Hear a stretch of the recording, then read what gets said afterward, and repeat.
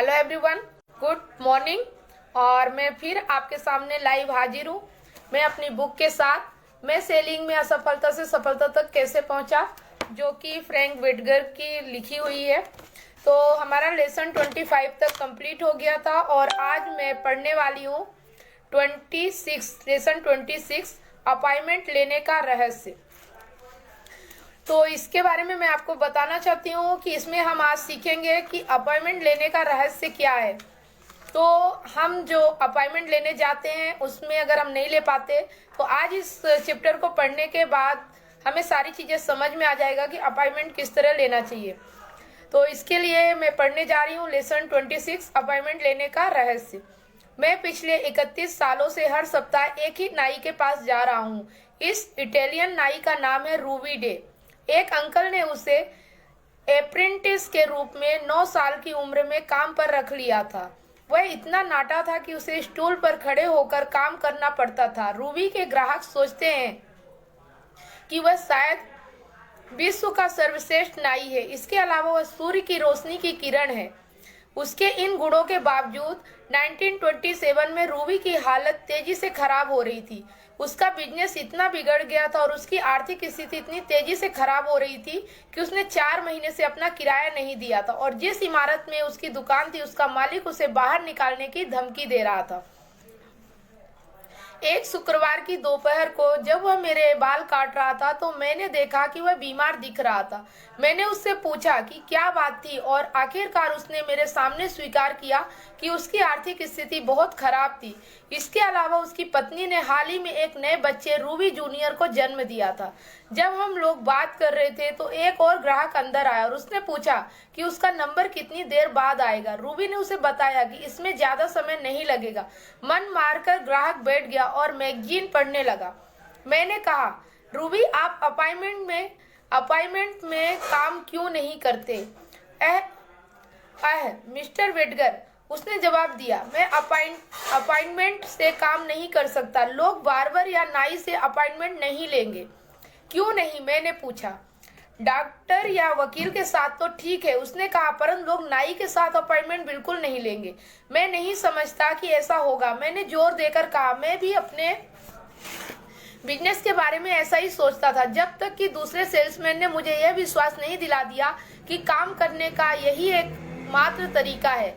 आपके ग्राहक आपके काम को पसंद करते हैं, रूबी, और वे आपको पसंद करते हैं, परंतु वे इंतजार करना पसंद नहीं करते। मैं शर्त लगाता हूँ कि यहाँ बैठे सज्जन हर सप्ताह आपसे एक निश्चित समय का अपॉइंटमेंट खुशी खुशी ले लेंगे, नहीं क्या?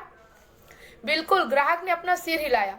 वह और रूबी तत्काल सहमत हो गए कि हर सप्ताह एक निश्चित दिन उनका इतने बजे अपॉइंटमेंट रहेगा। तो यह हो गई आपकी शुरुआत। मैंने उत्साह से कहा, अब मुझे हर शुक्रवार की सुबह 8 बजे के लिए अपॉइंटमेंट दे दें। अगले दिन रूबी के पास एक अपॉइंटमेंट बुक थी और उसने अपने सभी पुराने ग्राहकों को फोन करके उनसे पूछा। इनमें से कई उसकी दुकान में महीनों से नहीं आए थे। धीरे धीरे उसकी अपॉइंटमेंट बुक में पूरा शेड्यूल बन गया और उसकी आर्थिक चिंताएं अब अतीत की बात हो चुकी हैं। 20 साल से वह पूरी तरह अपॉइंटमेंट के हिसाब से काम कर रहा है। उसने अपने ग्राहकों को अपॉइंटमेंट की आदत डाल दी है। उन्हें भी यह तरीका पसंद आता है क्योंकि इससे समय बचता है। आज आरवी रूबी डे 1919 Fox Chase Road, Hollywood, Penna में अपने सुंदर छोटे घर का मालिक है और उसे देखकर लगता है कि वह एक समृद्ध और सुखी बिजनेसमैन है। मैंने इस कहानी को एक रात एक सेल्स स्कूल में सुनाया जो हम पेसाडेना, कैलिफोर्निया में चला रहे थे। स्कूल में एक टैक्सी ड्राइवर बैठा हुआ था। सप्ताह के अंत में वह हमसे चर्चा के बाद मिलने आया और कहा, अब मैं एक बिजनेसमैन बन चुका हूँ। हमने उससे पूछा कि उसका क्या मतलब है। उसने कहा, जब मैंने मंगलवार की रात को वह चर्चा सुनी तो मैंने सोचा कि अगर कोई नाई अपॉइंटमेंट ले सकता है तो मुझे भी कोशिश करके देखना चाहिए। अगली सुबह मैं एक बड़ी कंपनी के प्रेसिडेंट को लेकर ग्लेनडेल गया जहां उसे ट्रेन पकड़नी थी। सफर के दौरान मैंने उससे पूछा कि वह कब लौटेगा। उसने कहा कि वह उसी रात को लौट रहा है और मैंने उसके साथ अपॉइंटमेंट फिक्स कर लिया। उस रात को जब मैं उसे स्टेशन पर मिला और उसे घर तक छोड़ा तो वह खुश हुआ और उसने मुझे अच्छी टिप दी। मैंने पाया कि वह हर सप्ताह यह यात्रा किया करता था और कई बार उसे टैक्सी मिलने में मुश्किल भी आती थी। इसलिए मैंने इस काम के लिए हर सप्ताह अपॉइंटमेंट तय कर लिया। इसके अलावा उसने मुझे अपनी कंपनी के दूसरे एग्जीक्यूटिव के नाम भी बताए जिनसे मैं अपॉइंटमेंट ले सकता था। मैंने उन्हें फ़ोन करके यह बताया कि मैं उनके प्रेसिडेंट के सुझाव पर उन्हें फ़ोन कर रहा हूँ। फ़ोन करने से मुझे अगली सुबह के 2 और अपॉइंटमेंट मिल गए। आज मैंने एक अपॉइंटमेंट बुक खरीद ली है और मैं उसी तरह नियमित कामों की सूची बनाने जा रहा हूँ, जैसा आपके नाई ने किया था। मुझे लगता है कि अब मैं बिजनेसमैन बन गया हूँ। मैंने यही सुझाव अपने हेवरडेसर को दिया। जल्दी ही उसके ग्राहक भी निश्चित अपॉइंटमेंट लेकर उसके पास आने लगे। इन लोगों का भी वह अनुभव रहा जो मेरा रहा था, और जो किसी भी तरह के बिजनेस में हजारों लोगों का अनुभव रहा है। लोग अपॉइंटमेंट से काम करना ज्यादा पसंद करते हैं। पहला, इससे समय बचता है। इससे समय की बहुत सी बर्बादी बचती है, जिसे लेकर ज्यादातर सेल्समैन चिंतित रहते हैं। यही नहीं, इससे ग्राहक का समय भी बचता है। नंबर 2, जब हम अपॉइंटमेंट के लिए पूछते हैं तो इससे हमारा ग्राहक समझ जाता है कि हम उसकी व्यस्तता जानते हैं। स्वाभाविक रूप से वह हमारे समय को भी मूल्यवान मानता है। जब मैं अपॉइंटमेंट लेकर जाता हूँ तो मुझे ज्यादा अच्छी तरह सुना जाता है और सामने वाला मेरी बात का ज्यादा सम्मान करता है। नंबर 3, इससे हर काल एक घटना बन जाती है। अपॉइंटमेंट से सेल्समैन का स्तर ऊंचा हो जाता है और वह हाकर की श्रेणी से ऊपर उठ जाता है। मेरे पुराने रूममेट मिलन हागिंस को बेसबॉल में एक महान लीड ऑफ मैन समझा जाता था, क्योंकि वह अक्सर बेस में पहुंच जाता था। जाहिर था कि बेस में अक्सर पहुंच जाने के कारण वह अधिकांश खिलाड़ियों की तुलना में अधिक रन स्कोर करता था। सेलिंग में मैंने पाया कि अपॉइंटमेंट लेना बेस में पहुंचने की तरह ही है। सेल्स लाइन का आधार है इंटरव्यू लेना, और अच्छे और विचारोत्तेजक इंटरव्यू का रहस्य अपॉइंटमेंट बेचने में है। अपॉइंटमेंट बेचना रेडियो, वैक्यूम क्लीनर, किताबें या बीमा बेचने से ज्यादा आसान है। जब मैंने यह बात अपने दिमाग में स्पष्टता से बिठा ली तो मैंने बहुत राहत महसूस की। मैंने होम रन के लिए हड़बड़ी मचाना बंद कर दिया। मैं केवल फर्स्ट बेस तक पहुंचने की कोशिश करने लगा। जब मैं किसी परिचित व्यक्ति को फोन करता हूं तो मैं सहजता से अपॉइंटमेंट मांगता हूं, और आमतौर पर मुझे यह बिना किसी सवाल के मिल जाता है। परंतु अगर आप किसी अजनबी से अपॉइंटमेंट मांगते हैं तो वह हमेशा पूछता है, आप मुझसे किस बारे में मिलना चाहते हैं। यह अप्रोच का सबसे संवेदनशील क्षण है। अगर मैं यह बता देता हूं कि मैं कुछ बेचने के लिए मिलना चाहता हूं तो मैं अपने ही पैरों पर कुल्हाड़ी मार रहा हूं और अपॉइंटमेंट मिलने के अवसर को मैं खुद ही नष्ट कर रहा हूँ। सच्चाई तो यह है कि मैं नहीं जानता कि जो मैं बेच रहा हूँ क्या उसे सचमुच उस चीज की जरूरत है। इसलिए अपॉइंटमेंट का उद्देश्य सिर्फ चर्चा करना है। परंतु आज तक मुझे हमेशा यह सावधानी रखनी होती है कि मैं फोन पर ही सेल्स टॉक करने में न जुट जाऊं। मैं एक ही बात पर ध्यान केंद्रित करता हूं और केवल एक ही बात पर, अपॉइंटमेंट बेचने पर। मैं आपको एक उदाहरण दे दूं। कुछ समय पहले मैं एक ऐसे व्यक्ति से फोन पर बात करने में कामयाब हो गया जो बिजनेस के सिलसिले में हर महीने 10,000 मील की हवाई यात्रा करता था। यह रही हमारी चर्चा। मैं मिस्टर एले, मेरा नाम वेटगर है, फ्रैंक वेटगर। मैं रिचर्ड फ्लिकर का दोस्त हूँ। आप डिक को जानते हैं नहीं क्या? एले, हाँ, मैं मिस्टर एले, मैं जीवन बीमा का सेल्समैन हूँ। डिक ने सुझाव दिया कि मुझे आपसे मिलना चाहिए। मैं जानता हूँ कि आप व्यस्त हैं, परंतु क्या मैं आपसे इस सप्ताह किसी दिन 5 मिनट के लिए मिल सकता हूँ?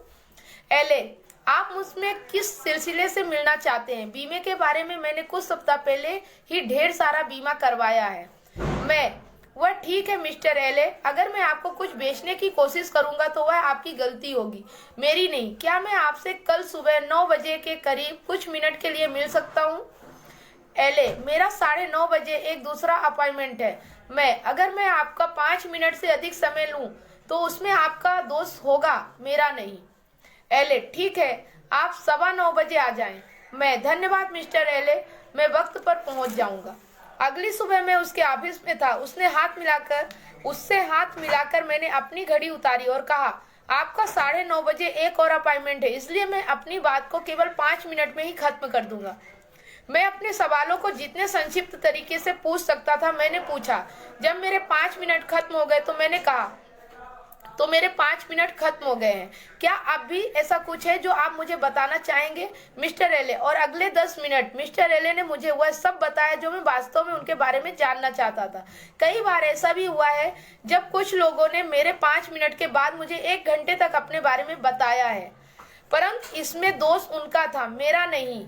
मैं कई सफल सेल्समैनों को जानता हूँ जो अपने नियमित ग्राहकों से मिलने जाते समय अपॉइंटमेंट नहीं लेते हैं, परंतु इन सेल्समैनों से सवाल पूछने पर मुझे पता चला कि कॉल करने के उनके कुछ दिन निश्चित होते हैं और आमतौर पर वे दिन के उसी समय पर जाते हैं। दूसरे शब्दों में उस समय सामने वाला उनके आने के लिए तैयार रहता है। वे ऑफिस नहीं आएंगे। हमारे ऑफिस की दीवार पर बड़े अक्षरों में यह लिखा रहता था। मैं भी इसमें यकीन करता था जब तक कि मैंने शिकागो के प्रतिभाशाली सेल्समैन हैरी राइट को एक रात एक मीटिंग में बोलते नहीं सुना। हैरी ने पाया कि वे लोग ऑफिस में आएंगे। उसने कहा, मैं अपना 65% बिजनेस अपने ऑफिस में ही क्लोज करता हूँ। मैं हमेशा अपॉइंटमेंट के लिए अपने ऑफिस का सुझाव देता हूँ और इसके पीछे यह कारण बताता हूँ कि यहाँ पर कोई बाधा नहीं आएगी और हम अपने बिजनेस को जल्दी और संतोषजनक ढंग से कर पाएंगे। पहले तो मैं ऐसा करने में घबराता था, परंतु मुझे यह जानकर आश्चर्य हुआ कि कई लोग इस तरीके से काम करना पसंद करते थे। जब वे मेरे ऑफिस में आते हैं तो मैं कभी बाधा उत्पन्न नहीं होने देता।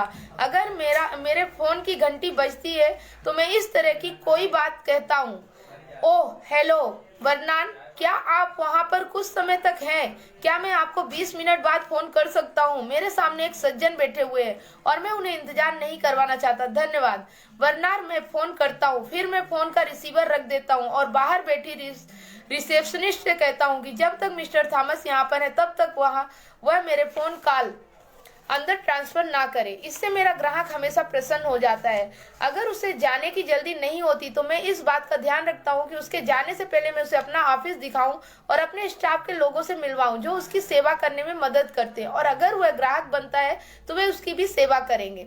मैं ऐसे सेल्समैनों को जानता हूं जिन्हें इस वजह से ग्राहकों को अपने ऑफिस, प्लांट या फैक्ट्री घुमाने का बढ़िया अवसर मिल जाता है और जिसके द्वारा वे उन्हें यहाँ दिखा सकते हैं कि उनके प्रोडक्ट किस तरह बनते हैं। मिलने में कठिन लोग, अपॉइंटमेंट लेने की किसी की भी तकनीक प्रैक्टिस या अभ्यास से सुधर सकती है। ऐसे कुछ लोग हमेशा रहेंगे जिनसे मिलना कठिन हो। बहरहाल मैंने यह पाया है कि अगर मैं उनसे मिलने में कामयाब हो जाता हूँ तो वे मेरे लिए सर्वश्रेष्ठ ग्राहक साबित होते हैं। जब तक मैं शिष्ट रहता हूँ वे मेरे निरंतर ग्राहक से नहीं चिढ़ते। यहाँ कुछ सवाल दिए गए हैं जिनका मैं प्रयोग करता हूँ और कुछ विचार हैं जिन्होंने मेरी मदद की है। नंबर 1, मिस्टर ब्राउन, आपसे मिलने का सबसे अच्छा समय क्या है? सुबह जल्दी या शाम को? सप्ताह के शुरू में या सप्ताह के अंत में बेहतर रहेगा? नंबर 2, आप किस समय लंच करने जाते हैं? इस सप्ताह एक दिन हम इकट्ठे लंच लेते हैं। क्या आप कल मेरे साथ यूनियन लीग में लंच करेंगे 12 बजे या 12:30 बजे? नंबर 3, अगर उसके पास समय बहुत ही कम है परंतु वो सचमुच मुझसे मिलने का इच्छुक है तो मैं उससे कई बार पूछता हूँ, क्या आज आपकी कार शहर में है? अगर वो कहता है नहीं तो मैं उसे अपनी कार में घर छोड़ने का प्रस्ताव दे देता हूँ। मैं कहता हूँ इससे हमें कुछ समय इकट्ठे मिल जाएंगे। नंबर 4, मुझे इस बात से आश्चर्य होता है कि जो लोग किसी निश्चित अपॉइंटमेंट देने से कतराते हैं वे लंबे समय बाद मुझसे मिलने का अपॉइंटमेंट देने के लिए राजी हो जाते हैं। उदाहरण के तौर पर मैं शुक्रवार की सुबह को जब अपने अगले सप्ताह का प्लान बनाता हूं तो अगर मैं फोन करके पूछता हूं, मिस्टर जोन्स, मैं अगले बुधवार को आपके इलाके में रहूंगा, क्या मैं आपसे मिल सकता हूँ? आमतौर पर वह तैयार हो जाता है। तब मैं उससे पूछता हूँ कि कौन सा समय उसके लिए ठीक रहेगा, सुबह या दोपहर, और कई बार तो वह खुद ही बता देता है कि मुझे उससे कितने बजे मिलना चाहिए। हर संभव प्रयास करने के बाद अगर मुझे लगता है कि प्रोस्पेक्ट सहयोग करने का कतई इच्छुक नहीं है तो मैं उसे भूल जाता हूँ। मेरे सबसे अच्छे कॉन्टेक्ट वही लोग साबित हुए हैं जिनसे मिलना बहुत कठिन था। उदाहरण यह रहा, मुझे फिलाडेल्फिया में एक कॉन्ट्रैक्टिंग इंजीनियर का नाम सुझाया गया। उससे एक बार फोन करने के बाद मैंने यह जाना कि वह अपने ऑफिस में आमतौर पर सुबह 7 बजे से लेकर 7:30 बजे तक ही उपलब्ध रहता है। अगली सुबह मैं 7 बजे उसके ऑफिस में धमक गया। ठंड के दिन थे और बाहर रात का अंधेरा छाया था। वह अपनी मेज पर रखे कुछ पत्रों को देख रहा था। अचानक उसने एक बड़ा सा ब्रीफ केस उठाया और मेरे पास से होता हुआ गुजर गया। मैं उसकी कार तक उसके पीछे पीछे गया। जब उसने अपनी कार का ट्रंक खोला तो उसने मेरी तरफ देखा और कहा, आप मुझसे किस बारे में बात करना चाहते थे? मैंने कहा, आपके बारे में। उसने कहा, मैं इस सुबह किसी से भी बात करने के लिए नहीं रुक सकता। आप आज सुबह कहाँ जा रहे हैं? मैंने पूछा। कॉलिंग्सवुड, न्यू जर्सी, उसने जवाब दिया। क्या मेरा शोफर आपको कार में वहां तक ले जा सकता है? मैंने सुझाव दिया। नहीं, मेरे पास कार में बहुत सी चीजें हैं जिनकी आज मुझे जरूरत होगी, उसने जवाब दिया। जब आप ड्राइव करेंगे तो क्या मैं आपके पास बैठ सकता हूँ? मैंने पूछा। जब आप ड्राइव करेंगे तो हम बात कर सकते हैं, इससे आपका समय बचेगा। आप लौटेंगे कैसे? उसने पूछा। क्योंकि मैं उसके बाद विल्मिंगटन डेलावेयर जाऊंगा। मैं किस तरह वापस लौटूंगा? यह मेरा सिर दर्द है, मुझे उससे कोई दिक्कत नहीं होगी। मैंने उसे आश्वस्त किया। तो फिर ठीक है, आ जाइए, उसने मुस्कुराते हुए कहा। उस समय तक वह मेरा नाम भी नहीं जानता था। उसे यह भी नहीं मालूम था कि मैं किस बारे में उससे बात करना चाहता था। परंतु जब मैं विल्मिंगटन से फिलाडेल्फिया आने वाली दोपहर की ट्रेन में बैठा तो मेरे पास उसका ऑर्डर था। मैं बाल्टीमोर, वाशिंगटन और न्यूयॉर्क के ट्रेनों में बैठा हूँ और इसका कारण वे लोग रहे हैं जिनसे मैं और किसी तरह निश्चित अपॉइंटमेंट ले पाने में सफल नहीं हुआ था। टेलीफोन के प्रयोग के बारे में वे महत्वपूर्ण बातें जो मैंने सीखी। मैं हमेशा अपनी जेब में काफी सिक्के रखता हूँ ताकि मैं चाहे जहाँ रहूँ स्टेशन टेलीफोन का प्रयोग कर सकूं। दरअसल कई बार तो मैं अपने ऑफिस से बाहर निकलकर पास के ही फोन बूथ में जाकर फोन करता हूँ, सिर्फ इसलिए क्योंकि मेरे ऑफिस में बहुत सी बाधाएं होती है। जब मैंने प्लानिंग के लिए शुक्रवार का समय निकाला तो मैंने उन लोगों को फोन करना शुरू किया जिनसे मैं अगले सप्ताह मिलना चाहता था। कई बार तो मुझे आश्चर्य होता है कि मेरे सप्ताह के शेड्यूल का बहुत बड़ा हिस्सा अपॉइंटमेंट से ही भर जाता है। मुझे यह सीखने में बहुत लंबा समय लगा कि ग्राहक या संभावित ग्राहक के लिए संदेश छोड़ने में डरना नहीं चाहिए। जब मैं उससे बात करने के कई प्रयास कर चुका होता हूँ और अपने प्रयासों में असफल होता हूँ तो उसे यह लगता है कि मैं किसी ऐसी चीज के लिए उसका पीछा कर रहा हूँ जो मैं चाहता हूँ। मैंने पाया कि मैं यदि उसके पास मुझे फोन करने का संदेश छोड़ता था तो उसे यह एहसास होता था कि मेरे पास ऐसा कोई होगा जो उसे चाहिए या ऐसा कुछ होगा जो उसे चाहिए या जो उसके लिए महत्वपूर्ण होगा।